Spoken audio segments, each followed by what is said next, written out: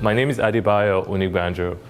I work in the Chief Technology Office under the new business unit called the Enterprise Intelligence Software Group. And so for those of you that were here yesterday, the CTO spoke about it. It was announced last November. It's a commitment by Zebra to allow you guys start accessing the data that we're creating at the edge of our network. Okay, and so I'm going to walk you through the framework of that platform, how we intend to build it, some of the services that we intend to provide. I'll show you an example of an application that we've built in-house today that's actually using the data coming from that platform. And then I'm also going to introduce what we're calling the Enterprise Asset Intelligence Accelerator Program. So I think Tom mentioned it yesterday. The idea behind this is, listen, it's early days, we're trying to figure this out as well, but I think if we can get some of you on board to help us define that. So an example is, what type of data sets do we want to collect? In what format do you want those data sets? What's the documentation should look like? And so that's what the Early Adopter Accelerator Program will be. I will announce where you can get more information. You can also send me an email if you're interested in that. So once we launch, which would kind of be in the July timeframe, you start getting the necessary communication around that. Okay. The title kind of went away from what was out there, but it's really around enabling intelligent workflow. So a lot of what Zebra is talking about today is, you heard it yesterday, the system of reality. We're in a world now where we think we have the opportunity to start changing the way people work. Historically, what we've done is manufacture devices that have allowed people to do work. Now, with the data that we're creating and you're creating, there's an opportunity to help our end user customers to actually transform the way they work. And that's the whole premise behind this digital transformation. Okay? So I'm going to cover data as the new reality. I'll give you a good example of one way we're looking at it. Introduce the data system framework. We'll talk about the partner play, the opportunity for you guys, and some of the things we expect. I'll give you an example, actually 3 examples of solutions today that we're building out using that same framework, and then talk about the partner accelerator. So that's Pokemon Go in the background for anybody that's never played it, and I hope you've all tried it. So this is a personal request. I think all of us that work in the B2B world sometimes look out there in the consumer world and kind of think, oh, they're doing something totally different. Try every app out there that's a top 10 app in any Play Store, for the sake of it. Because what it's going to do for you, it's going to give you a totally completely different mindset to understand what is happening in the environments that you're playing in. So think of the folks who are serving retail, right? You're building applications for retail. All those sales associates, when they leave their job, they're on Pokemon Go, they're on Snapchat, they're on Instagram. So you want to test those things out. So that's a personal note I'm just putting out there. So let's look at this. I think 3-4 years ago, I hope everybody played Candy Crush. It was just a basic app. It was an app that was sitting on your phone. You had to just figure out boxes and crush them so you get points. But it had nothing to do with the device itself. The device was primarily just the host. Okay? We still have a lot of applications like that in the enterprise today. Now compare that to Pokemon Go. The concept of Pokemon Go, on a high level, when you read about it, most people just kind of tell you it's augmented reality. So it's an application that's augmenting the environment you're in. But then let's take a deep dive into how that actually happens. Pokemon Go uses your GPS on the phone. The application actually requests the GPS location on that device every single time, because it needs that to determine the direction in which you're going. Okay? It uses the accelerometer to determine your pace. If you're too fast, you're not going to see the Pokemon. So it needs to know exactly how fast you're going. Okay? Location. It uses your location because if you open Pokemon Go in my house, you'd see a different Pokemon than if you opened it in your house. That's based on your geolocation. Okay? And then the camera. The camera is actually what allows you to visualize that. Now just look at that, and that's in the concept of just the B2B user. Put that in our enterprise environment. Any enterprise environment, I don't care. Warehouse, manufacturing, transport and logistics, retail back of store. there are billions of events that are happening today. Those events are being captured by some form of device. Some form of device is capturing that information. Look at images. Even if you looked at our smart lens that was announced early this year, we have a camera in that smart lens. It's capturing thousands of frames per second. Okay? That is data points that can now be used to enhance experiences and application. You talk about sensing. We already have a lot of sensors in the environment. Are we taking advantage of that? Are we actually building our applications to say, listen, I know this retailer has this sensor in the environment. I know this warehouse has this sensor in the environment. Right? Location information. Zebra is a big location company. Everything we do, the premise behind it is based on location. That's data that's been out there. We've never really considered how to monetize it or how to use it and provide you guys data that you can enhance your application. If you look at the use case that everybody likes about Zebra that's popular, it's the NFL solution. What are we doing? We've tagged NFL players and we know their location. And based on that location, we can calculate how fast they're going and we feed that to broadcast. That's the exact same scenario happens in a warehouse every single day. There's an asset, probably the same size as an NFL quarterback, linebacker, that's moving, that someone needs to know exactly where it's coming from. That's going to trigger the next workflow. That's the opportunity we have to start taking this data and start integrating it into the applications that we're building. So you saw the top side of this. We talk about the sensors, we talk about the analytics. Private cloud or public cloud creates the new system of reality. Okay, so what's the new system of reality? If you haven't read the Geoffrey Moore book, in basic terms, it's really talking about the digital transformation. It's talking about data-driven solutions. It's going to be solutions that really require data to deliver something. And it also includes workflow transformation. Okay? So, let's look at the framework that we're building. I think Tom showed this yesterday. One thing I want you all to think about, and I think it's a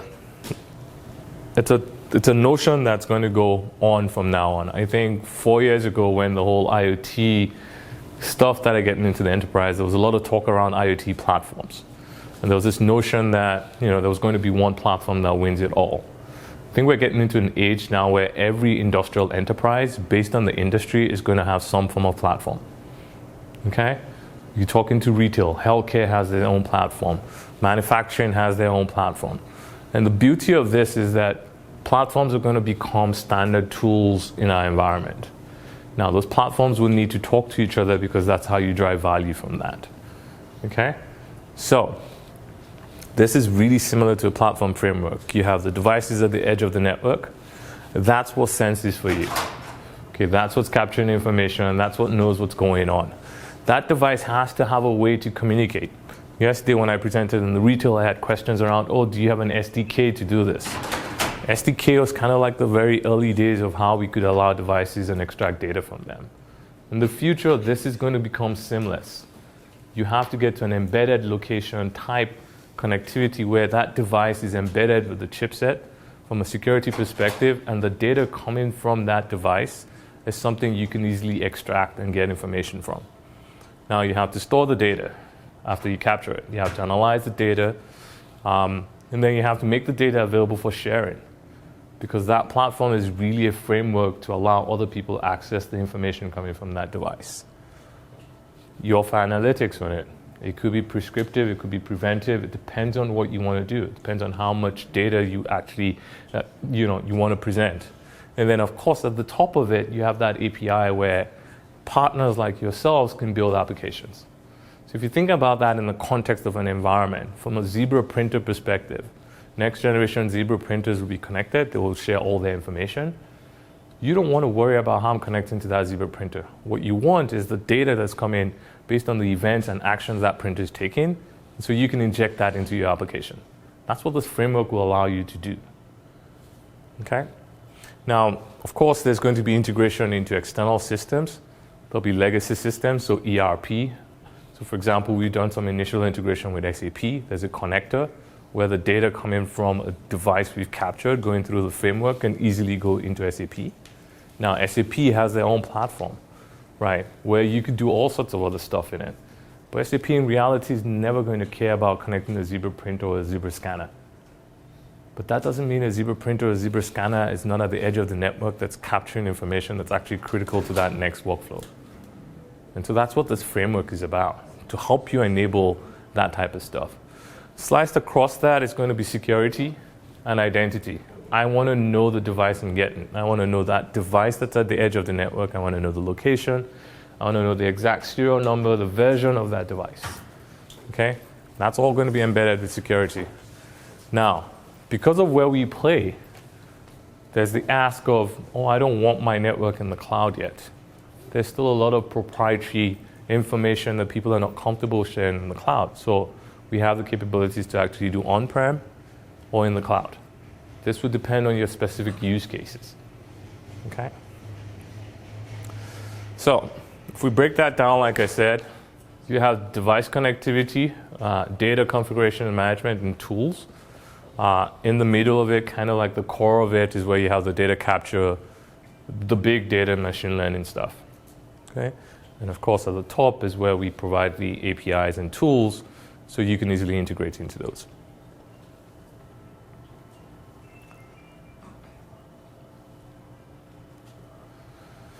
So it's always easier with a block diagram, so you understand exactly how it's going. I have a Zebra agent in there. What that means is we're going with an industry standard by ARM. It's called Mbed. It's an IoT type chipset.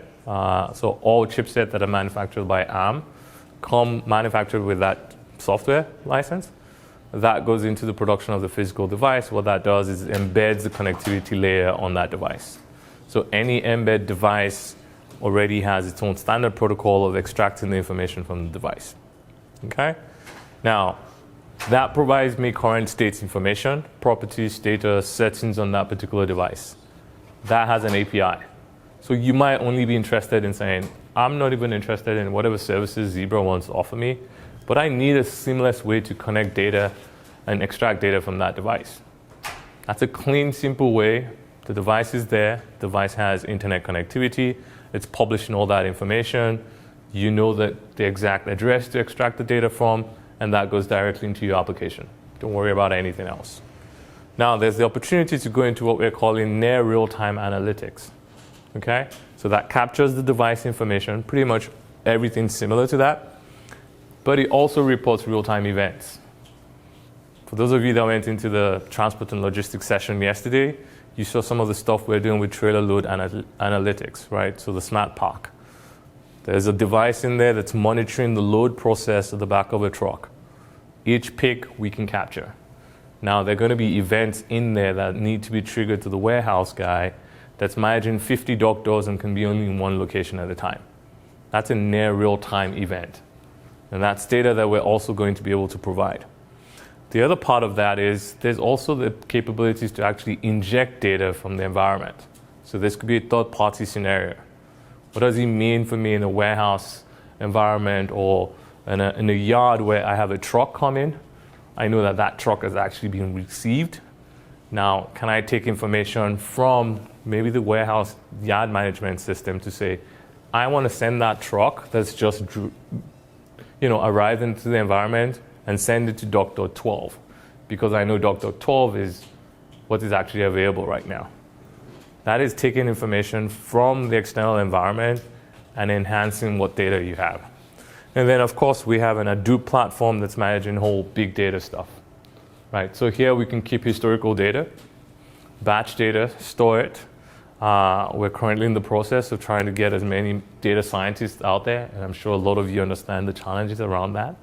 But the idea is you have that batch data that you can start learning from and start creating some historical type analysis that potentially will lead you into prescriptive analytics.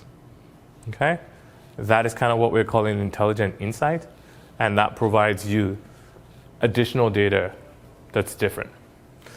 Now, when you get to that top, this is really where it gets exciting, the applications. The type of applications we think are really going to be exciting are going to be workflow transformational. I'll show you examples of some of the ones that we're doing today.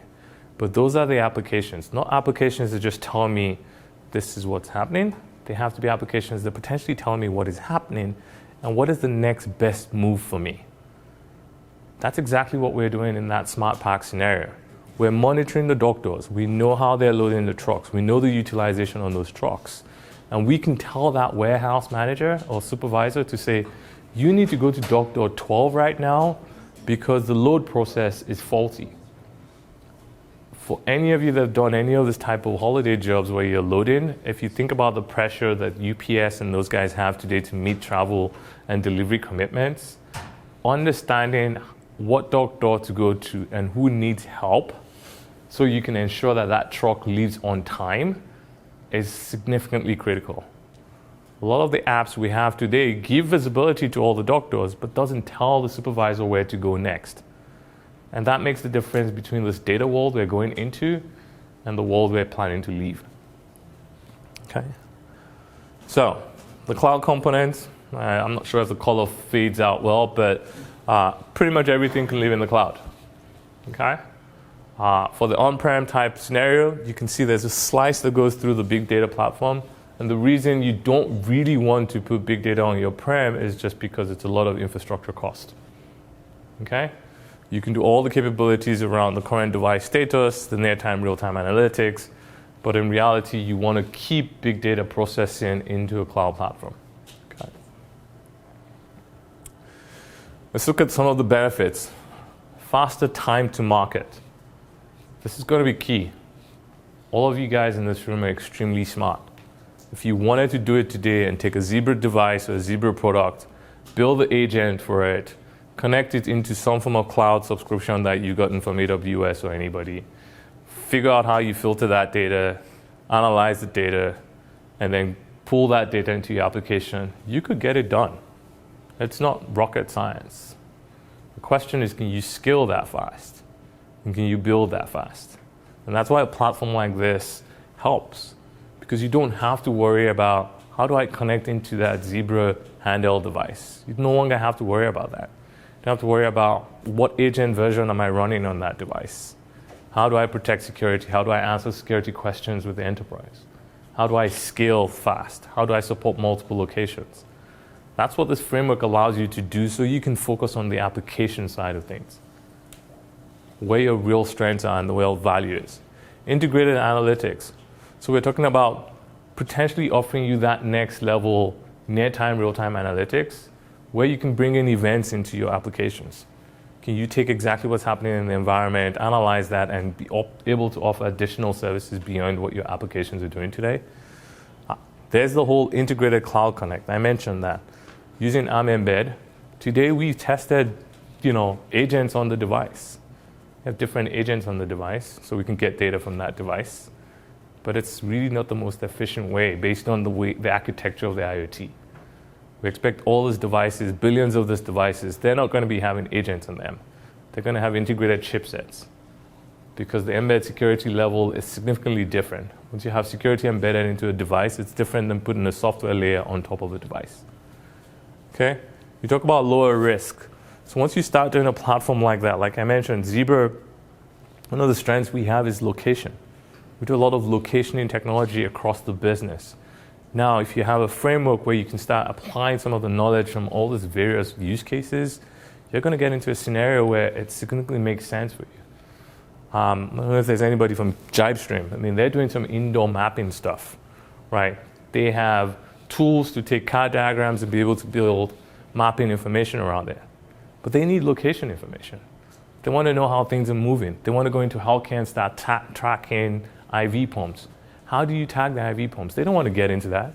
They don't want to tag an IV pump or worry about what kind of tagging infrastructure is on the pump. They just want that location information. So their map is more intelligent. So if you ask Jibestream, go build this. Go figure out what tag are you going to put on the IV pump. Figure out how you're going to read the tag from the RFID reader or whatever sensor you're using to capture that data. Figure out how you're going to secure that data. Figure out how you're going to filter the data, because from a location data is streaming every 2 seconds, and you really don't need 2 seconds. You only want to know when the IV pump is moving. So you're going to build a platform that's going to actually filter out all the noise and take only the information you need, just so your app is intelligent. These guys are like 10 guys. They just want to make a difference in the world, and they don't want to boil the ocean. That's what a framework like this does for you. So, why should you care? I think I've touched on a couple of it, but the two things that stand out for me: location and ML. Okay, I put ML/AI, but this is really where it's going. Any app that's going to be successful in the enterprise in the near future has to take location into consideration. You have to be able to understand the context of where you're serving that. Okay? Just like I said, look at the consumer side. They're significantly faster than us because you and I can relate to it. If you want to go make an enterprise decision, you think about the consequences of it. Should I change this? Should I not change this? But as an individual, you buy a Google Home. It works for you, fine. If it doesn't work for you, okay, $200, I'm fine. It doesn't happen like that in the enterprise. But the idea is look at what's happening in those scenarios. Every application today takes advantage of location because location is critical to what I am doing. My location at the front of the store and the task I perform there is significantly different from the task I perform at the back of the store. Okay? We see retail, we talk a lot about click and collect. People come, they buy online, they come into the store. They come into the store, what they want to do is collect. I already bought online, I just want to pick up my store. In the retail environment, they seem confused, like who's going to serve that customer? It's a location issue. Who's the closest person to pick up the collectible item and give it to the customer? If your applications start providing that type of insight into the retailer's operation, that's what they're looking for. Now we talk about ML and AI. Again, significant, right? There's a lot of data out there. The value of that volume of data is, can you learn from it? Can you build models from that? There's one use case that we're trying to work on right now. It's around food safety. For those of you that don't know, I'll tell you a simple story. In the food environment, if you take produce, for example, you harvest your lettuce, you clean it, you bag it. There's a standard algorithm out there that says based on the date you harvest it, it's T plus 12. Okay? So that lettuce is going to expire in 12 days. It's stamped, it's baggaged, and it's shipped. Now, everything that happens between that supply chain doesn't affect that expiry date.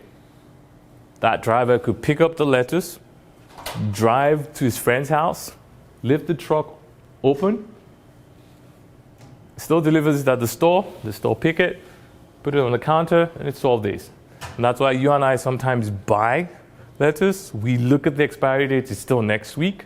We get home, we take a piece of it, and the next morning it's gone. Because there were so many profile changes that happened in that supply chain that nobody considered. That's where ML starts coming in. You have a sample set of shipments, you start shipping, you build a data profile on it. You know exactly what the optimal temperature and condition to ship that lettuce from that farm to the store is. You build a profile from that. Now you know what you can reject and what you can accept. That's the beauty of ML. And so every application you're building today, you need to think in that concept. What data am I collecting? How can I learn from this data to enhance not just my application, but the experience of my customer? Okay, so let's talk about some examples we built. This is an internal tool. It's called Spotfire. Okay? It's built specifically for all our handheld devices. Okay? The handheld devices get shipped today. Once they're powered on, they connect to Wi-Fi or any internet connectivity. We can start telling all these data sets from there. The status ID, the OS version, the network, the time zone. We know the location. We know the battery usage. We know the application usage history.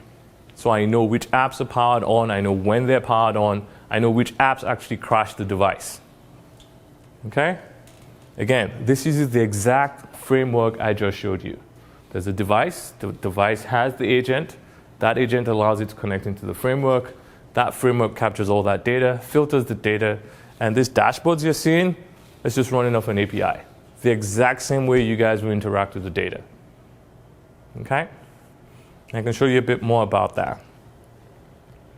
This is OVS AVS. So Tom Bianculi showed this yesterday. Again, this is our services platform. Notice the fact this is using the exact same data set as the previous application. But they're two different applications. They're important to two different sets of people. That is the world you live in. The data that's going to come from those environments, the location information, it's going to be valuable for JiveStream, for their map, but it's also going to be valuable for you for the application price speaking check that you're writing. That is the new world you're living in. Patient flow analytics. Again, it's a very simple application we built for healthcare. We're using wristbands, smart wristbands on patients to know the exact location so we can help the hospital actually move the patient through. For those of you that do anything in healthcare, one of the most critical challenges for healthcare is understanding where the patient is and making sure that that patient can go through the system. In ER, a significant amount of people actually go to the ER, but because they don't get attended to, get up and leave. That's like you have a business, someone walks in, because your cashier or salesperson doesn't attend to them quickly, they walk out. That is significant loss of revenue. Okay? So this application simply tags the patient. Today, if you go into any hospital, you're getting a wristband from a Zebra printer. Okay? We're instrumenting this wristbands to be intelligent, to be smart. That's the difference. So we can know your location. We can understand how long you've been staying there. We can understand who needs to attend to you and be able to alert that person with a near real-time analytics event. Okay? The value to the hospital, they immediately know who's been staying longest, they can prioritize. They understand how patients flow through the hospital. Bed management is a major issue in ER. If I don't have enough beds, I can't take new patients. But there are times patients are actually left the building, but nobody has gone to clean that room because nobody had visibility to that patient leaving. Or maybe the nurse that had visibility to it was going to go back to her system and type in environmental services, please can you clean bed 2? But on our way, there was a new cardiac arrest, and obviously that takes priority. Can you automate those type of things? That's exactly what this does. Now, we talk about next steps for you guys. So, this is our roadmap. It's non-committal, but it gives you a good idea of where we're going and what we're trying to build. The current controlled use is current state API. So remember that API architecture I provided to you? You can get the basic data information, device status information, properties, settings, that is available today. Okay? Future roadmap, the capabilities to inject an API from the external environment. Okay? This will not necessarily be enterprise legacy systems, but will be simple tools like social media, for example, weather. APIs that exist today that you can simply streamline and inject. Okay? Remote device management API. That will give you the capabilities to actually be able to talk back into that device. So your application, for example, might be able to do that. Then we're going into the second half of the year where we expect some custom batch modeling. The idea behind this is then we think we're going to have enough data sets where we can do some models around the data. So handheld data, for example, or barcode scanners. We can create a model for you that you can look at and start building your applications around. Okay? This is our plan. To help us get here, we're going to need your help. Okay? This is some of the data device sets that are available today. On the handheld side, I tried to break them down based on products. Sensors are extremely third-party sensors. So these are sensors that are based on the ARM Mbed chipset where we don't have to do any integration. They already support the same protocol that the framework platform supports. So we can just inject the data from them. The RFID readers, you can see, but we expect this list to grow. I said, when I was preparing this slide, I hope I can't present a slide like this next year because that will mean we've not grown. I expect the data sets volumes to go. All I'm going to tell you is give you a link, and then you can go subscribe to any type of data sets you need. But that's the idea behind this. Okay? And if you think about it, then you also have the device information, the functions, actions. Those are things that we can build as well. Now, the accelerator program. It's going to be selective. Okay, we understand that some of our partners today are interested in just the type of applications they build that doesn't necessarily require this next level of framework or architecture. However, we also know that there are partners today that are eager to build new types of applications that are requiring data sets. They want to know more about what's happening with our device. They want to know the condition of the device, the location of the device. This might be appealing to them. One of the things we want to also do is be able to co-develop the data service for the greater partner community. Okay? So when we talk about it, I mean, most of the guys I've spoken to, I keep asking them, what data do you need from Zebra? We need to understand that. We sit on the inside of the fence, and sometimes we think we know what you guys want. This is an opportunity for you to come and tell us that, well, that data is really not relevant to me, but this is relevant to me. So we can understand how to capture that data, how to present that data to you. We want to work with you to achieve this new revenue models we think are going to happen around workflow transformation. Applications that are going to help enterprises understand what I'm doing right now and what is the next best action for me to take. Okay? What should I do next? What should I offer my customer next? What action should I call next? Who's the next person that needs to be on the shop floor? What tool should I be playing with next? That's a new opportunity for you guys, and we want to help enable that. The process will include a submission. So it'll be very similar to any accelerator program. You tell us what you want to do. You tell us the vertical. You tell us some of the data sets that you're looking at and how you want to intend to use that. In return, you will get dedicated resources. You will get the data, which is data that's obviously premium. A lot of the data caveat will be anonymized. So based on the 280,000 devices we have today, for example, we can give you the data, but you're not going to know who the customer is. But the data will be the same. You would understand the environment, if it's retail, manufacturing, warehouse, and then you can build your applications around that. And the idea is if you figure out that and you build something, then potentially we can jointly go to a customer. So if you build something for retail and say, listen, Mr. Retailer, you have 20,000 Zebra devices. This is a new type of application built by our partner. They can extract the data, which, by the way, we already know how to collect, and then you'll be able to get this type of value. Okay. We're definitely going to bring you out and put you in front of our sales team because, again, our sales team are asking the question, show me the next generation of applications I can take to my customers, right? So we have platforms, we have global partner events, we have sales kickoff events where the sales teams want to engage with you guys. But like everything else, they want to engage in an application that's going to allow them to have a reasonable conversation with their customers, okay? And then, of course, we're going to focus on joint go-to-market drives for the participants. Okay? Time frame. Okay, we expect to announce it. It's going to be 4 app forums. This is the first. We have Europe, we have APAC and Oceania. That ends around the end of July. So the window will open after the app forums. We'll give you a month to answer the questions. And then we hope to begin the program in October, so there'll be communication in between that. There is some communication on the Zebra developer portal. You can also send me an email to get on the list. And so once this opens in July, there'll also be a communication from Zebra to all the attendees at the app forum about the program and where you can go submit your applications. The process will include teams within Zebra, both on the product side and the business side. We'll select a number of partners, and you will all get assigned a dedicated product resource to identify the data you need, how you access the data, and the process will begin. Okay? So that's what I had. Thank you.